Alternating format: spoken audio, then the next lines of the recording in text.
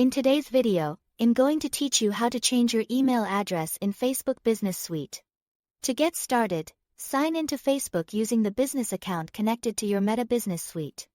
Make sure you are using the correct account before you begin, especially if you manage more than one business or switch between personal and business profiles. Starting from the right account helps avoid making changes in the wrong place. Once you are signed in, open Meta Business Suite. After it loads, look for the Business Portfolio selector, usually shown as a drop-down near the top of the interface.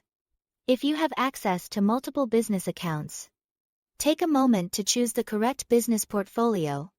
This is important because user settings and contact details are managed separately for each business. Next, go to Settings by clicking the gear icon.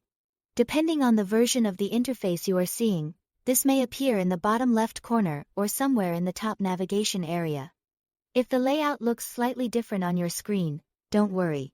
Meta occasionally updates the design, but the settings area is still where you'll manage account and user details. Inside Settings, find the Users section, then select People.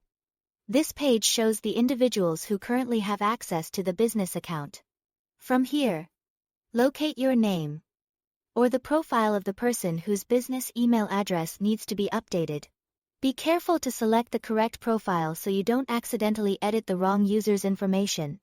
After selecting the profile, click the three-dot icon for more actions. In the menu that appears, choose Edit Info. This opens the User Details panel where you can update the business contact information connected to that profile. Now click into the business email field and enter the new email address.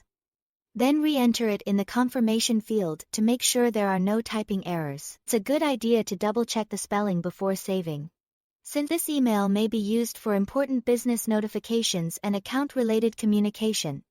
When everything looks correct, click Save to apply the changes.